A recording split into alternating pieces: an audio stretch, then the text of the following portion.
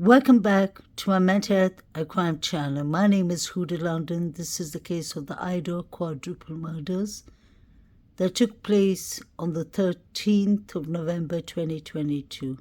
May the 4 victims rest in peace. Condolence to their families. This was from the airmail, the beginning of the case, I believe in November 2022. On the 3rd floor, things got, if possible, worse. In one bedroom, lying in a single bed, were 2 inert women, Madison Morgan and Kaylee Congalves. They might have been sisters, so similar were the 21-year-old's pretty Barbie doll-like sculptured features. The long cascades of thick, streaked blonde hair falling down to their narrow shoulders. Yet in death there was one gruesome difference. Kaylee, it would be reported, had been hacked with a particular ferocity. It was as if her wild assailant, or was it assailants? ? Are you paying attention? Assailant, or was it assailants? Had been intent on gouging out chunks of her flesh. Sugar warning. Large punctures was how lacerations had been described. Maddie's wounds, while not less fatal, appeared less feral, more measured, at least in comparison. Across the narrow hallway was one final door. The officers pulled it open, and at last they discovered a sign of life, a fluffy caramel-colored dog. It was Murphy, Kaylee's Frisky.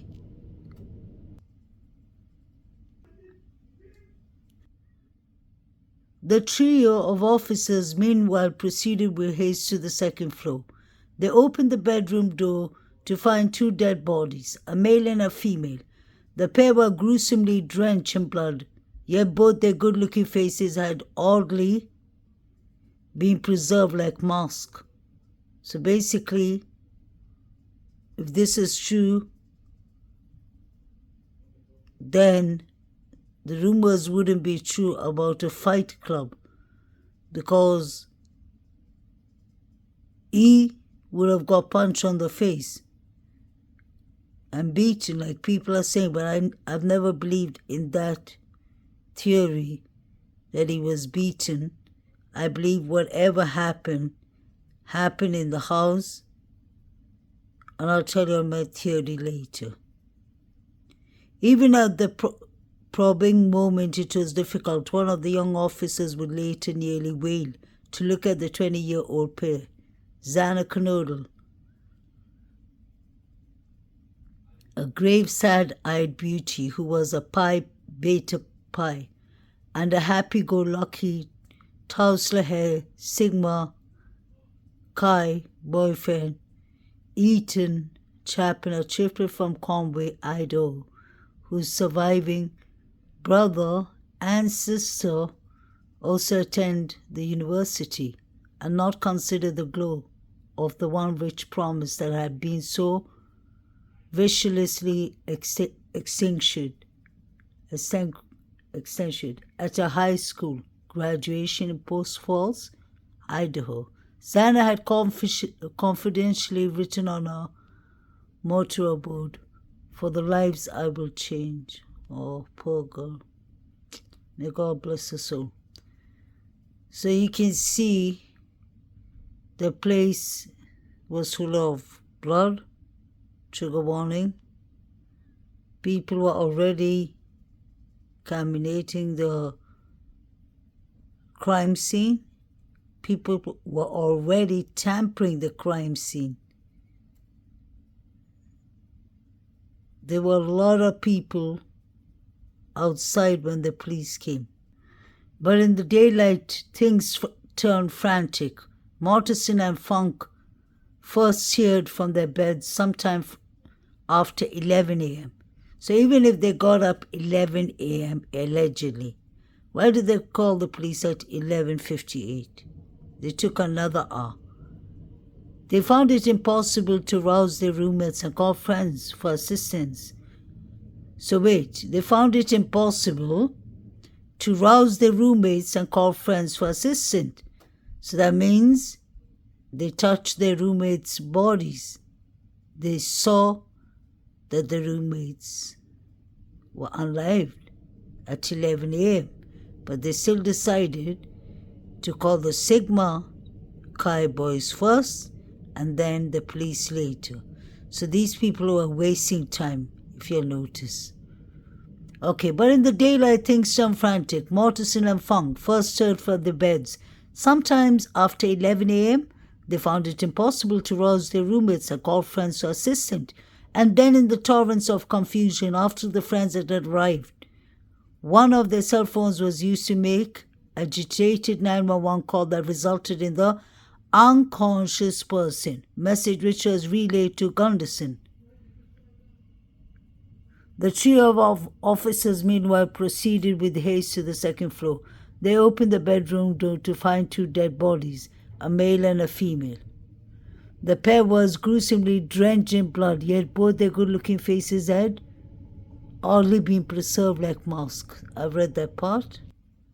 Still, Gunderson would confess to others he was unprepared for the strong smell of blood that rose up in his nostrils the moment he walked inside. The coroner, who had once been an emergency room nurse in an earlier stage of her life, would describe the scene in press interviews as chaos, lots of blood. Lots of blood. Few others would even attempt to put into words what they saw. There are moments cops who tell you they are too profound, too unnerving to be experienced in the present. All you can do is move forward. There will be time later to try to make sense of it. All procedure's sake precedence. It allows a protective membranes to be stretched between the real and the too real. All other thoughts, all other feelings become extraneous.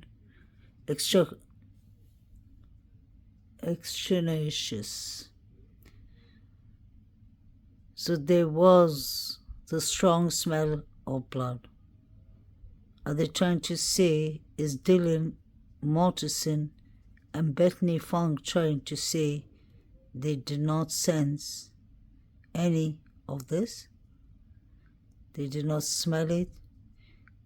They did not need the toilet. These girls have been trying to tell us from the beginning. We can understand Bethany Funk because she lives in the first floor.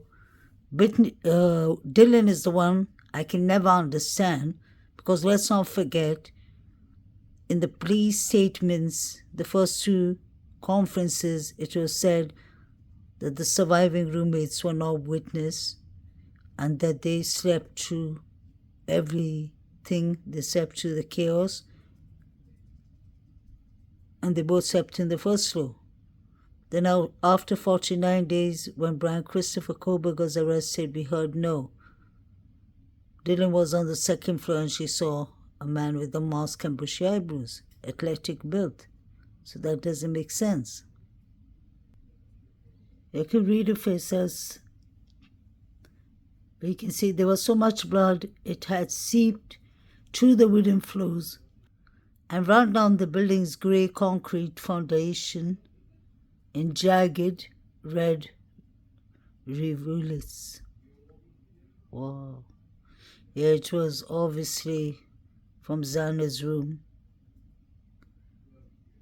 I believe the victims, trigger warning, had zero blood in them. They were left to be unalived in such a horrific manner. They got fatal wounds. And we saw Kaylee had gouges and pieces of flesh taken out. May she rest in peace. She was in the sitting position. We saw that. Said was watching those pictures I showed you all. It was said that it was a crime of passion. Where was Jack D? Kaylee, his ex-boyfriend. She was going to move to Austin, Texas. Kaylee had a new job lined up, a decent job. She and Jack D dated for a couple of years. They were on and off, like the mother said. And when this quadruple murders took place, they were actually not together. Could it be possible that Jack D just lost it? He couldn't bear the fact of living life without Kaylee. They shared the dog Murphy, and Kaylee was going to move with the dog. Kaylee came back that night because Dylan called her, allegedly. Kaylee came back because she had one final exam to take. She was supposed to go back home on Tuesday.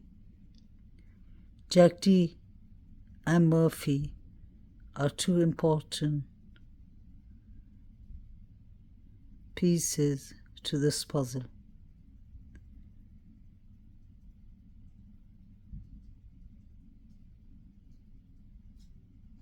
Maddie and Kaylee called Jack D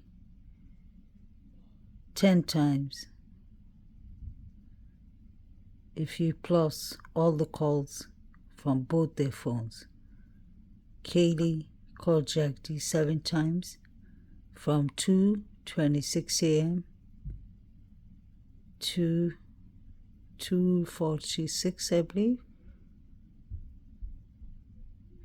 Maddie called Jack D's phone 3 times. The last call was made at 02:52. You can hear it on the Banfield Police body cam. A female yelling, "Stop it, stop." Strangely enough, that was at 2:52. That's just a speculation. There's no facts that it came from the girl's house. It's a college town. The screaming could have come from anywhere. But strange things was happening while the Banfield body cam, alcohol body cam, was going on. Crime or passion? Where was Jack D? He seems to have a white Elantra that is an older version than Brian Christopher Kohlberger. I believe his is a 2011 to 2013. Can't be sure.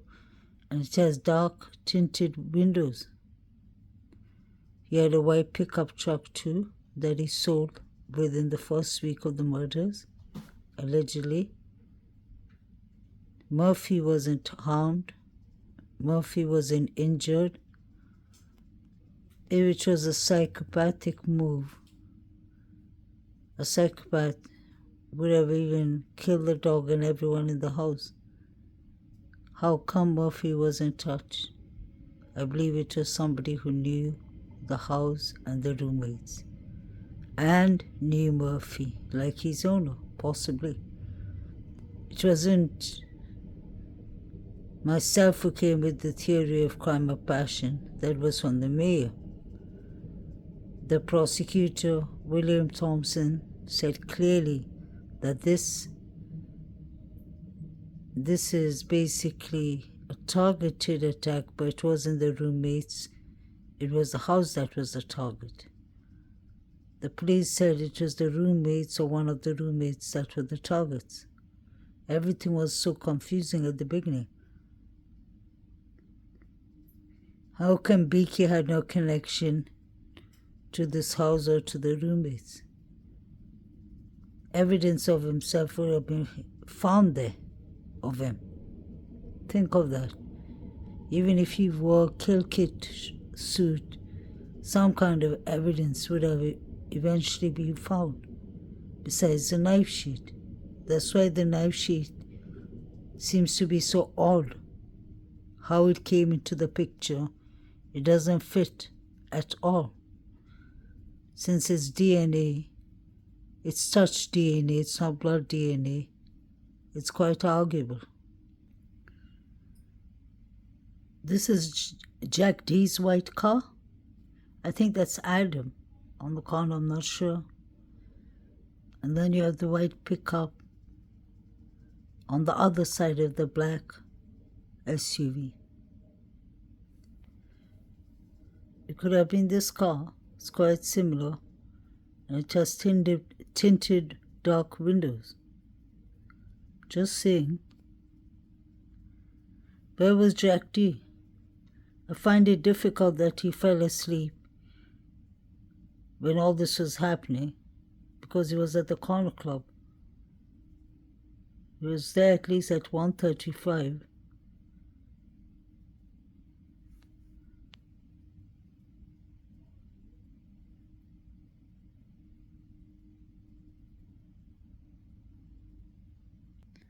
This picture is a red flag, proper red flag.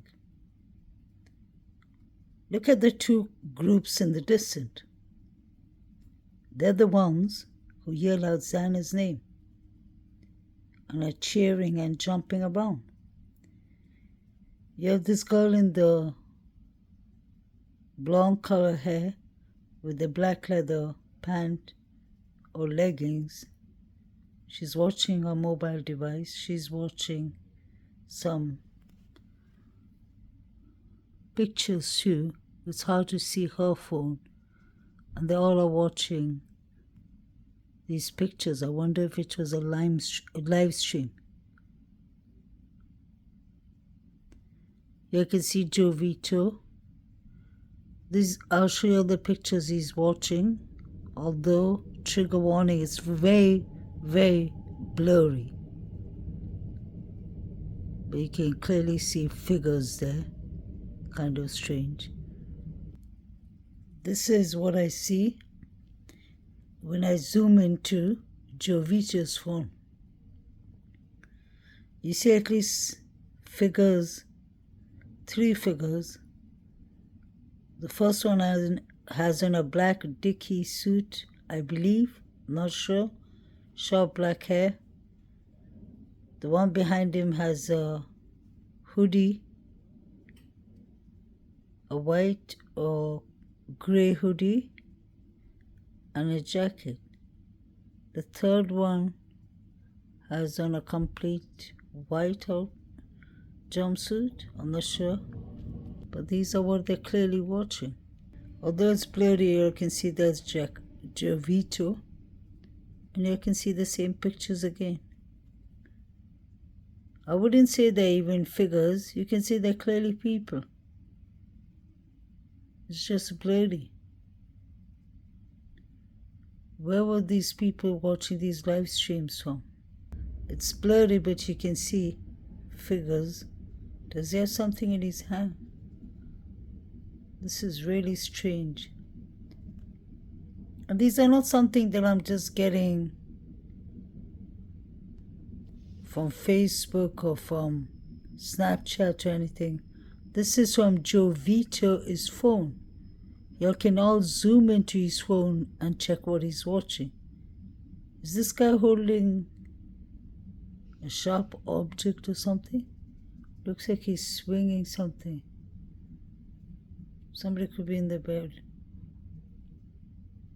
I wonder who the person is. So you can see it's somebody and you can see somebody's lying down sleeping or something. Could that be Maddie and Kaylee? But the room looks so bigger. Is the person on the floor?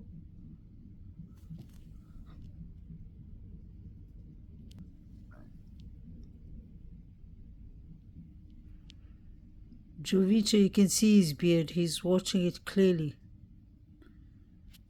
That's his phone. That's all from his phone. I don't know what he's watching. These are figures he's watching.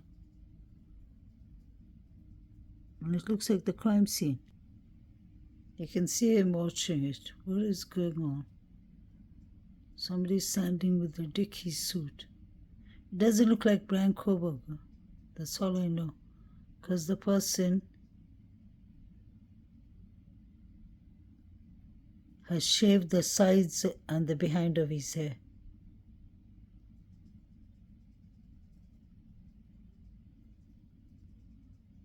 Are people on the bed or floor?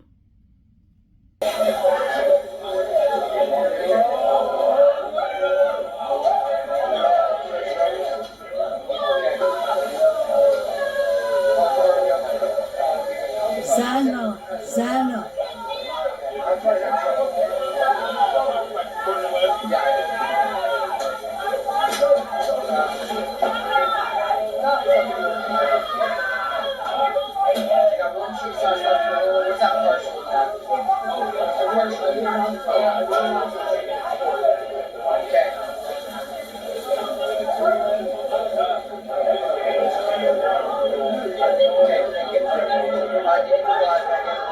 No, there's no noodles over here. Okay.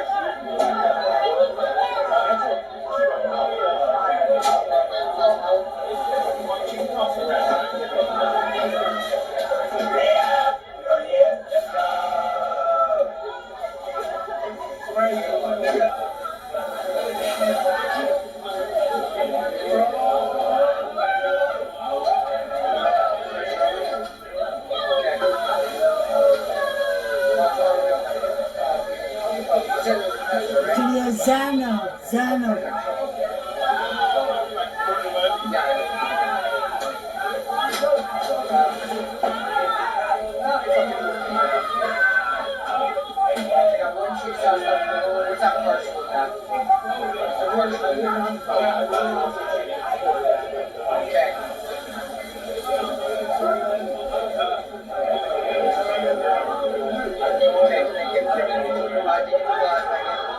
No, there's no noodles over here. Okay.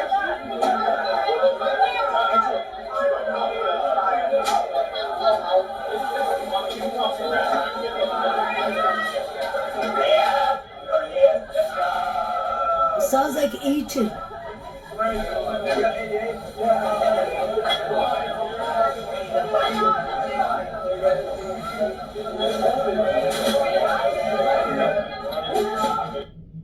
So we can clearly see what's going on. Jovita is watching the crime scene pictures. Saeed Ali is watching the crime scene pictures at the Banfield. That crowd is calling Zana's name. They call E's name too. So what is going on? Did Brian Koberger do this, or is it the fraternities and the sororities? It has to be somebody who knew the house, somebody who knew inside the layers of the house. I wonder if they all are watching the live stream and the crime pictures at the same time. I'm talking about Jovita in the grub truck. You have Saeed here. The good thing is I'm showing you exactly where I got my sources from. Law and Crime Trial Network. It was on the 13th of the 11th, 2022, 2:58 a.m. and 41 seconds. This is the Banfield video. You can clearly see in the phone device pictures somebody sitting on the bed, and that's something that I think is red liquid, basically. That's what I see. But I always said I could see a blonde woman when I first showed it March last year, so it's going to be a year.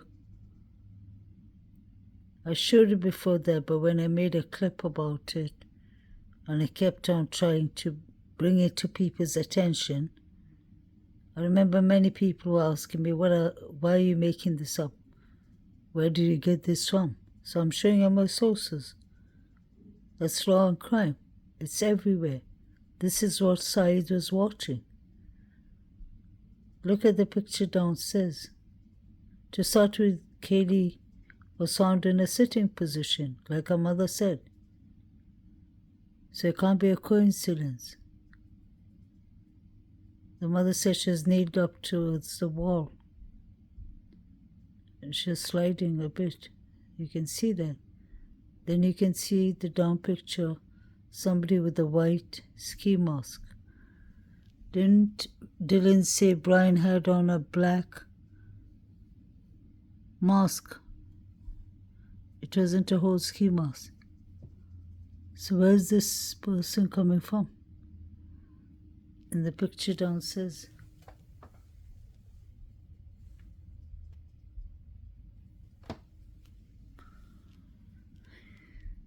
Said, Joe Vito, these three young men, because they're watching the phones too later on. Many people in the grub truck need to be investigated properly. Is this what hoodie guy meant by, Maddie, you know they're going to get you? I heard it for the first time clearly on the Cyber Chaos Sleuths, whatever it's called, from the Panorama.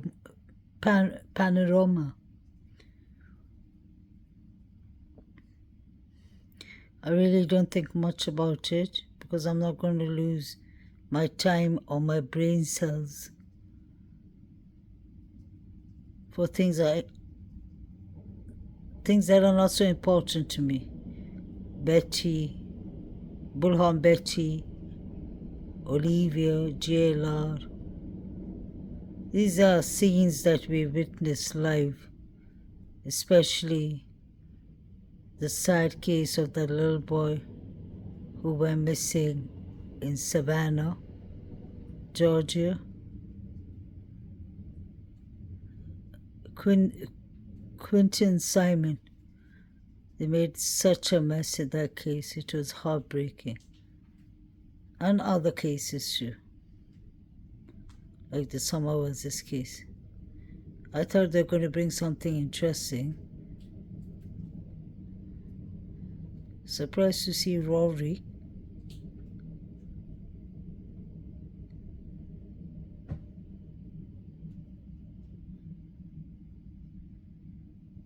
So there's not much to say about the Panorama Plus, at least for me. Let me get back to this, and you can clearly see what I see. All this can't be a coincidence. You can see the Vans shoes so clearly.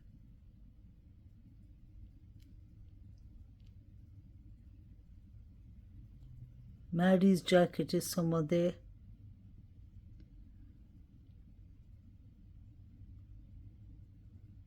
His pants don't look right. I don't know if it's dry red liquid on it, but it doesn't look right.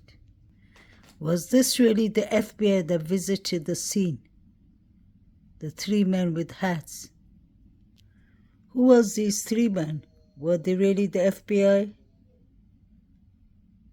Was it something linked to the girls and this crime? Could it be some kind of group? Organization, crime organization? I'm just asking the questions, allegedly. These are not facts, but it's quite strange. At least these men had badges on. Idaho students were killed in November, just over 24 hours after suspected killer Brian Kohberger's first court appearance. Well, two black vehicles were parked behind crime scene tape at the house tonight, with one man hinting about what he was doing there and why he had police clearance. Take a listen to this new exclusive video just into our newsroom. Sir, are you one of the private investigators hired by the defense? Nope. No?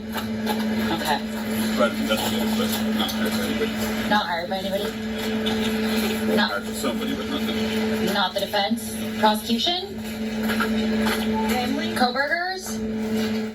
We can hear that man say in that video that he's a private investigator but denies being hired by Kohberger's defense attorney, Ann Taylor. He wouldn't say who hired him. We know the family of Kaylee Gonsalves had been thinking about hiring a private investigator in recent weeks, but we don't know if that changed with the arrest of a murder suspect.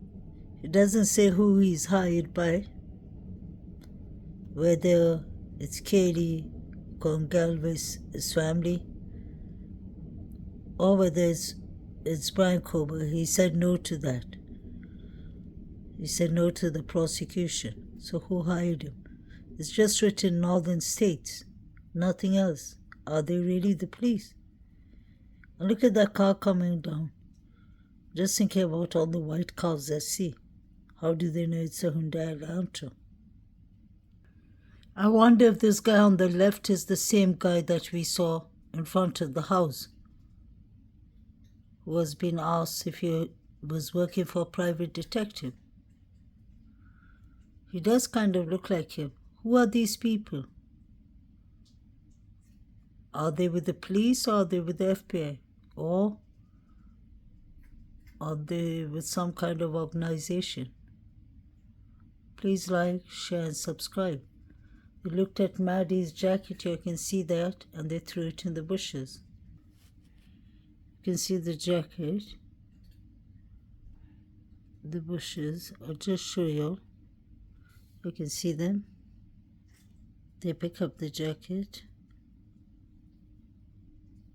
There's something else black in the bushes. They look at the jacket.